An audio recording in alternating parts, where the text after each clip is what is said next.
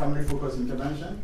When family-focused intervention was introduced, by my colleagues at North Carolina, everybody then became family-focused. But they did the same thing they did, so they were still targeting children, training parents to do it, but they changed the name into family-focused.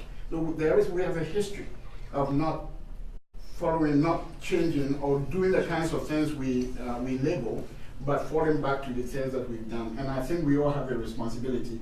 I think the good news, one good news is coming through the Nurturing Care Framework, which is coming through the WHO, but has collaboration with UNICEF and a number of global foundations. And I think if we're looking for one opportunity to clearly define early childhood in as comprehensive a way as possible, the Nurturing Care provides a framework, because it combines health, nutrition, early learning, I mentioned nutrition, child survival, what am I missing? Protection, child protection. So ECD is not any one of these. ECD sits at the interface or the confluence of each of these. So programs that are aimed at children's development and call themselves ECD need to be very comprehensive. Now if I had time, I would talk about the multiple points in time when one type of intervention becomes more crucial. So the health part comes in right after children are born. As you get into the school years, the learning part, early learning and formal science become a part of it. And all of us are hopefully trying to find a day when children are not seen as dropping their nutritional and health needs once they step in grade 1. But so far, that is how our models look like. As soon as they get into school, we drop health concerns and nutrition concerns. So those are some of the challenges we have in the field. I'm going to skip some of the research studies that have been done, and maybe people can, if you ask questions after my presentation, we can go back to that. But one of the key studies that I cannot mention right now is the randomized control trial that we are launching. Actually, we've launched in Kawangware, which is one of the poorest informal settlements in Nairobi. And the goal is to deliver an intervention package that is driven by what we have come to learn about the community. Now, we know a lot of interventions out there, and some of us are experts at any one of them. But one of the principles driving this work is that we're not going to go into present intervention until we have done what we call a formative study that enables us to understand the needs of the community, the strengths of the community, so that when we go in, we're not duplicating. And philosophically, the ultimate goal is to work with community leaders. We've been doing this for 6 months now. We have generous funders who said, yes, this is a bold effort. Take 6 to 9 months to get to know the community, and then you can make the intervention. And the principle is that if we do a good job, we will leave behind after the study interventions that can be integrated into services being delivered into the community. So long after the research is over, hopefully what we did will become part of what exists in the community or what fills some of these gaps. And we have our challenges, and I can share those as we get into the Bear to 10 research program. So I think I'll go into the study because the study is partly at the core of what we're trying to do. And Kathy, you're a leader in sort of longitudinal work. So in terms of thinking about this study, one could look at all kinds of possibilities. You can look at your traditional cohort study that may not involve any intervention.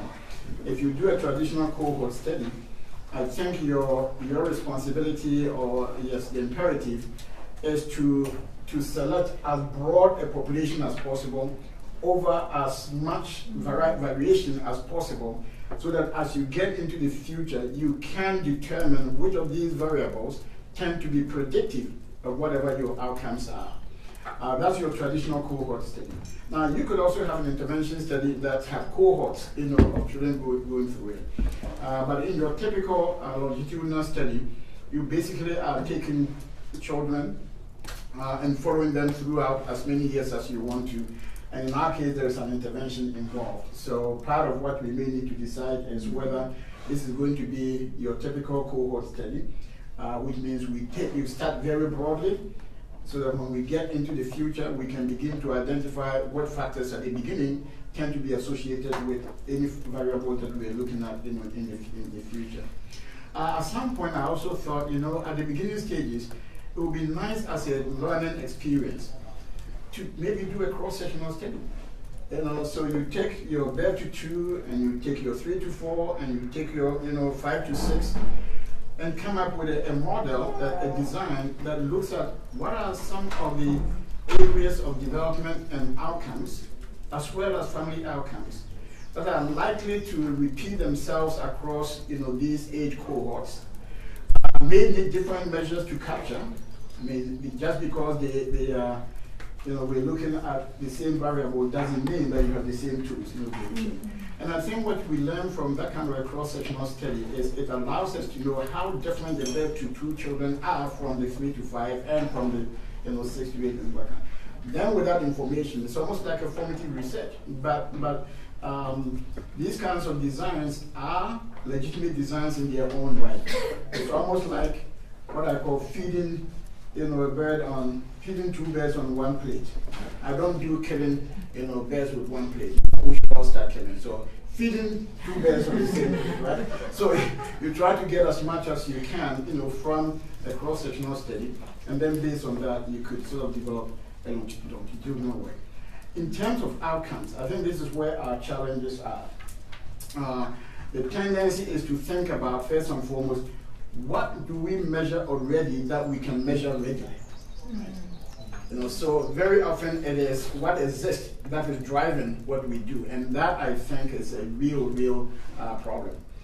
So it takes sort of a bold sort of approach to sort of say, there are some things we will measure that probably are things we have measured, but how can we look at the world differently? What are values that are not there? And I'm going to cite an example that I always get emotional about, so forgive me, and I'm going to try not to be emotional. If you look at our world today, cognitive development is very important. Intelligent children, everybody wants their children to be very intelligent, cognitive problem solvers. But think about the destruction that is taking place around the world. The people who are actually causing havoc, killing, setting up bombs. Do you think they don't have intelligence in language? No, they do. They are so bright that they can come up, they can go to the on website and search for components of a bomb and destroy one. In my mind, what they may not have, and I don't know for sure, this is uncertain, right? What they may not have is the ability to put themselves in the shoes of others. So if you cannot put yourself in the shoe of others, you can do so much destruction without realizing, because you look at the world very, very differently. Now, how do we cultivate a world in which we have more and more of us holding the value that understanding others is important, understanding difference is important, and difference does not connote one being, better quality than the other or more important than the other. Where do we go to cultivate these kinds of things? And one of the things I would propose is that those of us in the field need to look very, very carefully about what are some things we can do in the early years that can foreshadow the kind of society we're looking for. And I don't know how you do it, so I was glad to be, the uncertain future, but it's uncertain, we have to do it. So I like to see us try to break new ground. We will measure the things that we've been measuring all the time, but let's try to break new ground. What is relevant in the context in which we're doing this work? What are conceptions of even intelligence? Robert Serpell's work on social responsibility. You go into villages and you're asking people about what is important, which child do you consider to be intelligent? It turns out you nominate a child who can take care of other children when adults are not there. They're looking at children who can run errands, on behalf of adults and that kind of thing. And his notion of social responsibility represents, one form of intelligence. Much of what we know in formal, European, American research is we look at cognitive alacrity, right? The sharpness of intellect that you can measure, with intelligence tests. But you get to other parts of the world, social processes are very important. Caring is very important. Communitarian skills is very important. How do we nurture those? But other than that, we can look at what happens within the family caregiver-child interaction. We're always looking for tools, but actually observing a child and a parent interact very often can give you a sense of what kids are capable of doing, the sense of agency, and especially if the caregiver is one who promotes child initiative rather than being directed, you can measure a lot of capabilities that are probably measured with traditional instruments. Executive function was mentioned here, and again, we do not have to stick to one measure of executive function. There are multiple ways of conceptualizing executive function. The other thing I want to put to all of us, I mentioned this already, is the impact of interventions very often make their way through the family. Many years ago, when I summarized the literature on what we knew about children with mental retardation and interventions for them, one of the things I pointed out is everybody is talking about the outcomes and nobody is talking about how we go to the outcomes. And it turns out all these programs were treating parents. We were not looking at parent outcomes. So one of the dangers was when the intervention does not produce the outcomes we're looking for, we say the intervention is inefficient, it doesn't work. And in fact, what doesn't work may be the people who are implementing it are the people who are not working. So I think we need to take seriously the caregiving and the family and community environment as mediators of long-term outcomes. So I'm not going to expect an outcome in 6 months. Because if I'm seeing changes in parental perspective, knowledge, and attitudes and hope, I can project that 3 years, 4 years along the line, you're going to see changes in the child. Now, don't take it as gospel truth. But I really believe in looking at those mediational variables. We want to go for the gold, and I call it, we live in a society where we want to reap before we sow, or maybe where we have not sown altogether. So that's one of the challenges for us. You want me to pause a little bit so you can come back? So maybe if, because we only have until 1:15. Sure. Let me do that and see. So and then also then we'll then we'll go to Kathy and Khilen, and I want to give time for everyone else to share their thoughts as well. So thank you, Kofi. I think that was really excellent overview, a number of challenges, and I think perspectives on where we could take this research. But now I'd like to hand it over to Kathy. Okay. Yeah. Kofi's gone quite broad and also has talked about future research, because you're talking, Kofi, about the new study that you're doing now. I'm going to talk about a study that was done in this century, but published in the first decade of the century. So we're going to look at it. This is an RCT. It's just on one program. It's the Madrasa Resource Center program, loosely, broadly Islamic, but with a very, very light touch, very play-based. And I'm going to talk about how we evaluated it, but to look at it, certainly not as a model, but like the things that we did that went right, but what are the things that we weren't able to do, and then think, problem solve how we might really go on doing that better. So can we, yes, and this may or may not work. I'll try.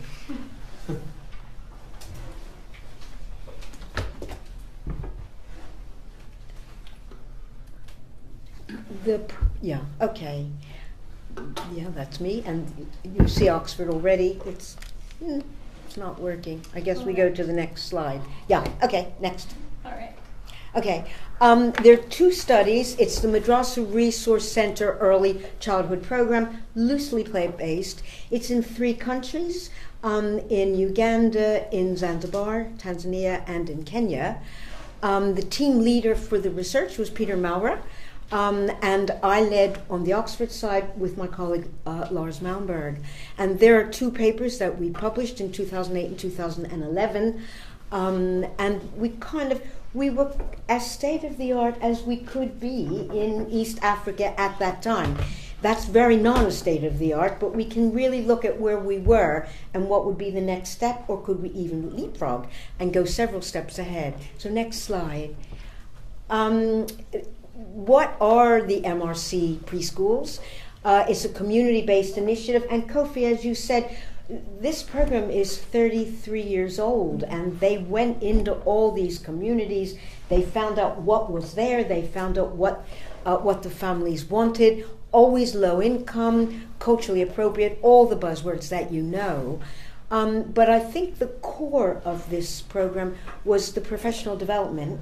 And it's now, of course, although it was begun just with NGO and donor money from the Aga Khan Foundation, in all 3 countries, now the state preparation of teachers includes this program. So a young person deciding that she wants to have a career in early childhood as a teacher, she might choose to be trained in this particular way.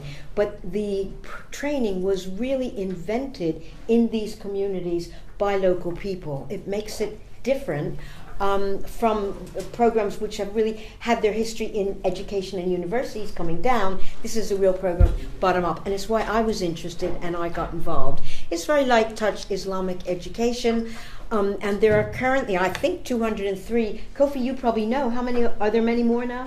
There may be 250 now. Oh, yeah, they went beyond. The last I knew was 220, but that was a while Okay, back. so in 3 East African countries. Next slide. Okay, so the research questions, the first study is, does the type of preschool that a child is attending, will that make a difference? And we had cognitive development measures, and that's what worked best for us. We also, we had social and emotional development measures, and they didn't work for us. So we'll talk about why they didn't work. Either the program has no effect on them, or our measures weren't very good, and I'm pretty sure it's the latter. And you'll see the design in a minute. But the second paper is about quality, because we know that in the last century, the argument was made, preschool education or preschool development programs assist children's development, but in this century, we really have to look at the quality. So the second paper really is about the quality, and did the quality make a difference? So it's a quasi-experimental design. We did not randomly assign. We took intact communities, but each preschool had a comparison preschool, and you'll see over 18 months, we're going to look at development of children over 18 months, and we'll look at their development as a consequence of whether they went to preschool, of whether they went to the MRC Islamic preschool or the state preschool, which is the comparison. So we have, in a way, 2 experimental groups, and then we have a home group as well. Each of the neighborhoods which had either an MRC preschool or another neighborhood a village away that had the state preschool, the home children were collected in those communities. Okay, and it's quasi-experimental because we did not randomly assign. But we do have very careful control, and in all of our statistical models, we control for the child's age, because our tests weren't as age kind of normed as we would have wanted them to be, and we also control for parent education. We had a measure of income security in the household, but parent education worked best for us. So in these models, that will be the covariate. So next slide. In Kenya, we had 139, Zanzibar 189. Uganda, we didn't do so well. Now, these are the outcomes that worked for us, and we had other outcomes that didn't work for us. So all of the tests were adapted for their own cultural context. Of course, all of the testing was done in the child's home language. But the tests that really worked for us were block building, because children like block building. And block building is one of those IQ tests that really does travel rather well across cultures. We had verbal comprehension, and that worked well, and we adapted it. I mean, I'm an official tester for the BAS test, and if they knew how much adaptation I would allow, they would take away my chartered membership. But we knew that we had to have pictures that were appropriate, and we must have adapted pretty well, because we did get a treatment effect on these outcomes. So I think we probably adapted all right. We had early number concept. It's not hard to make a relatively culture fair, it won't be culture free, but culture fair test. And we had picture similarity. We used the African Child Intelligence Test, which I thought for the first 2 years I was using. I thought, oh, this is wonderful. We're using a real African test. It's not. Patrice Engel, some of you will know her work.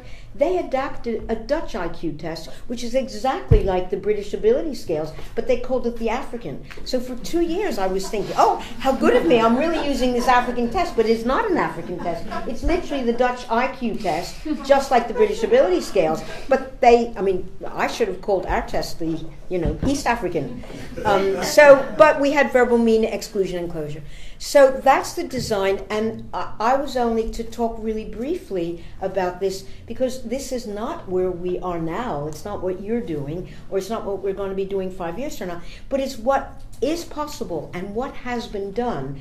And I think for East Africa, this is the most rigorous study that has been done in East Africa of the effects of early education. So let's look at the next slide.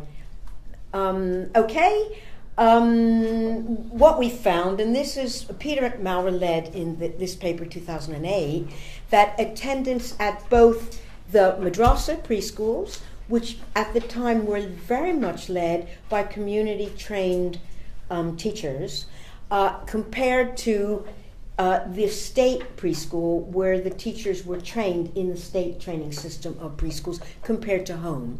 So attendance at both types of preschool was better than the home children. Remember, the home children were recruited from the same neighborhoods. However, the effect sizes were much greater for the madrasa program. Okay, so that's next slide. Now this is quality. Some sample, yeah. Okay, we use for quality the well-known early childhood environment rating scale, the ones invented at Chapel Hill. We also use the curricular pedagogical extension, which we developed in England. They were heavily adapted, where we worked with groups of teachers. We kind of talked about what is the essence of this item and what would be its manifestation here, in Kampala. And we had 7 subscales on the ECRS-R and 7 subscales on the ECRS-E. And the ECRS-E is assessing the adequacy or the quality of provision for fostering children's literacy development, maths development, science, and the environment. And lest you think that we were really looking for science labs, we weren't.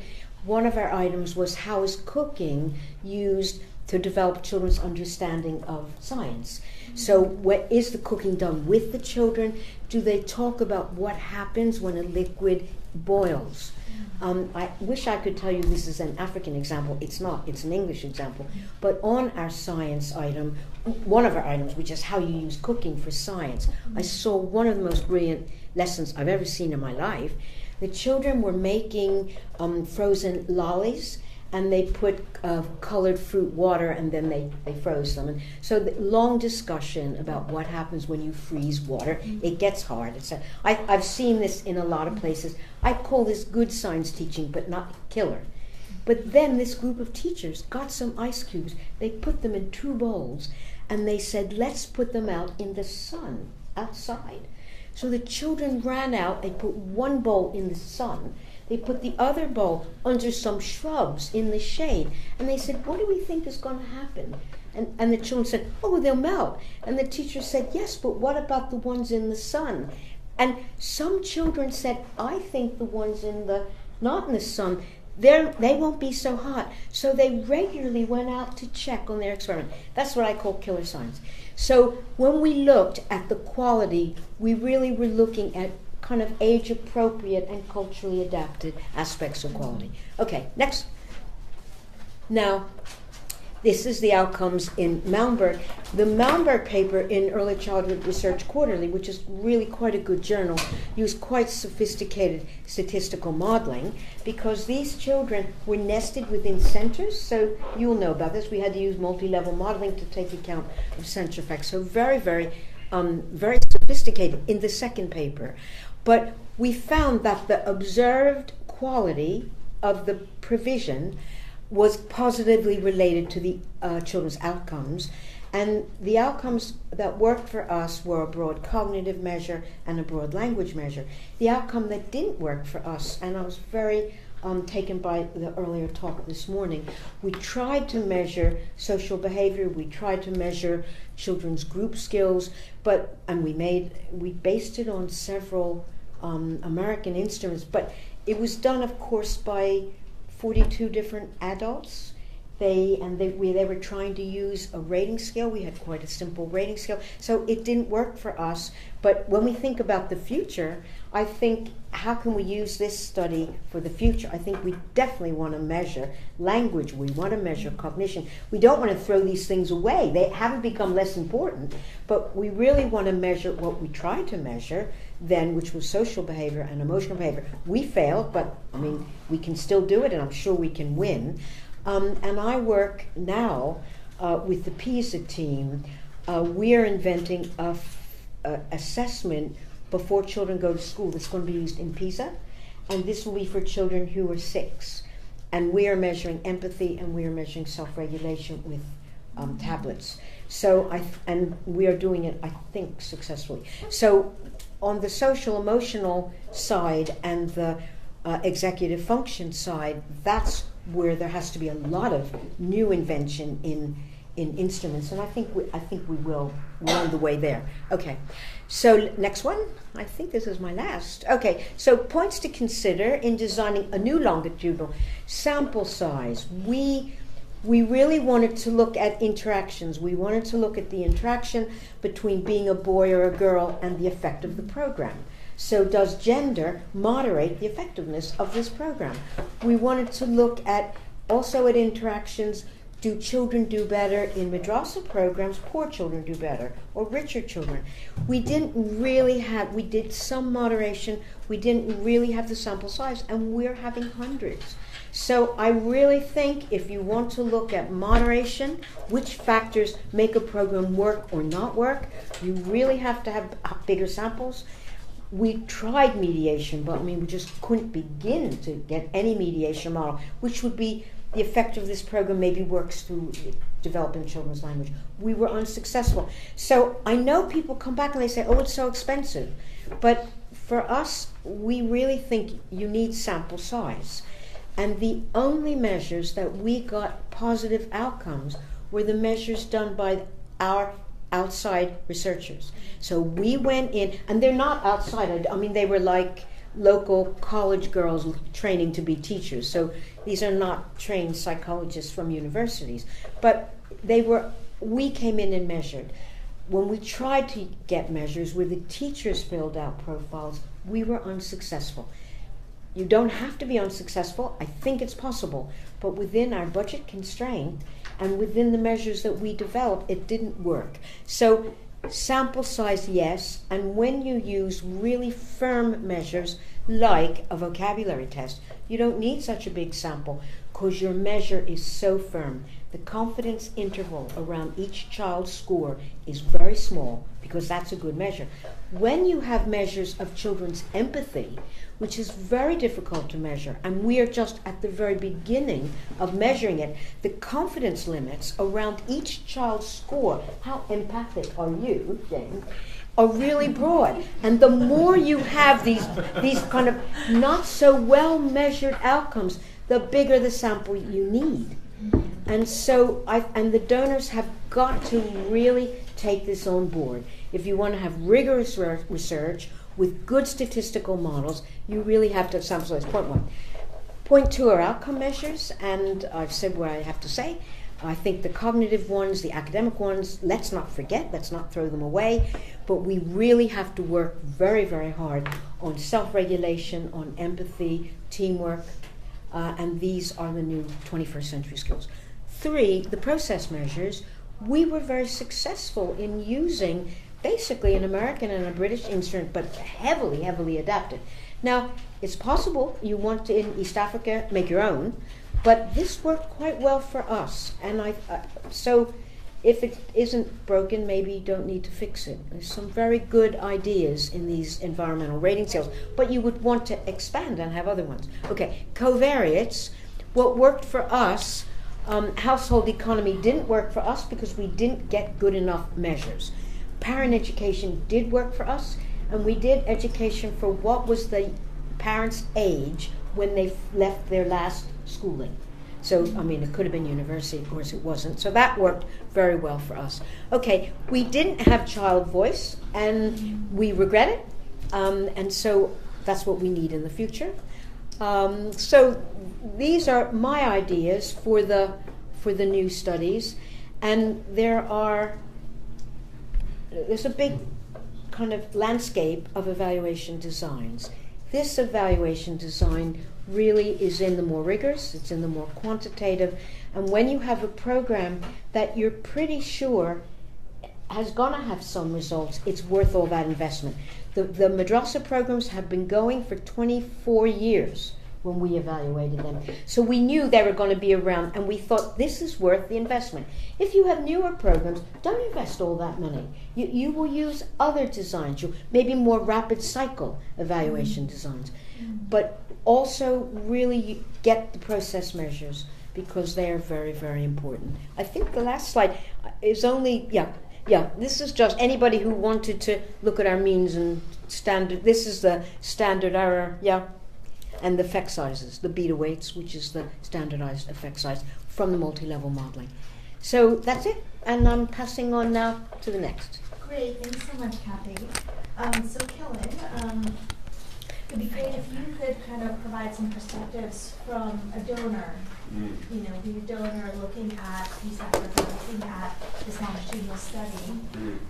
What are some gaps that you've seen, some things you were concerned about that we should be considering? I think Kofi and Kathy laid out a lot of areas for us to measure, some of the challenges in doing research, but we'd love to hear from you. Sure. So as befits my level of experience, relatively speaking, I'm going to keep it quite brief.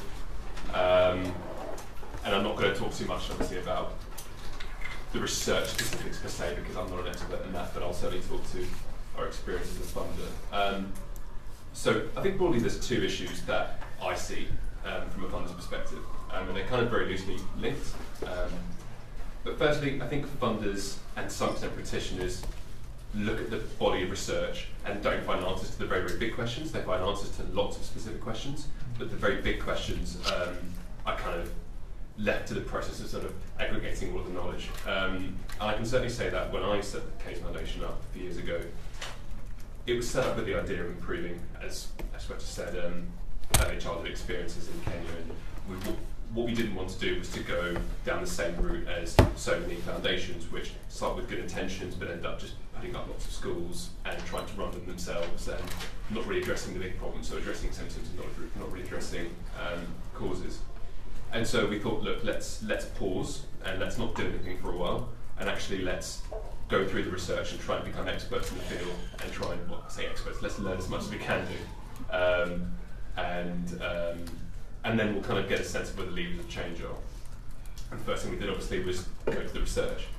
And I can say that from my experience, we went through the research and actually we didn't really find much that told us what was really going on. There was lots of evaluation research, right? So there's lots of stuff which said that if you do X intervention, it works better than not doing anything at all, which is great, but unless you plan to put lots of money into doing that intervention over and over again, you kind of don't really know what you should be doing as a funder. So we went in there with, you know, a really open mind and said, look, we want to do what's effective and we want to understand what effective means. But we didn't find that. Actually, I found that talking to the likes of Kofi was much more instructive than reading what was out there. And I think we were lucky to get access to someone like Kofi so much. And so I think one of my main issues when it comes to research is that you have to do a lot of work from the point of view of a donor to actually find out what the research tells you about where you should be spending your money.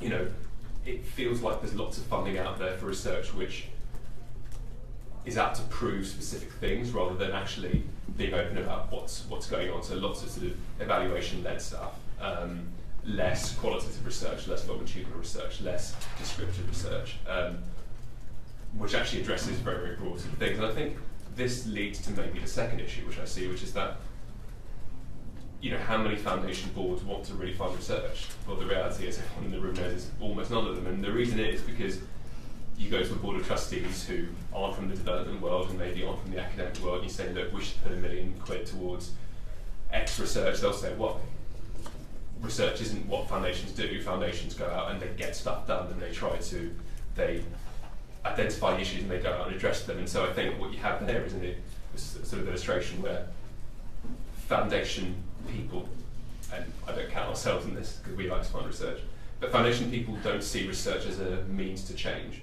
broadly speaking. And so, that goes to the first point. People go into the body of research and don't find answers. But also, I think people are sceptical about how much research creates change. And I think it would be great if anyone had unlocked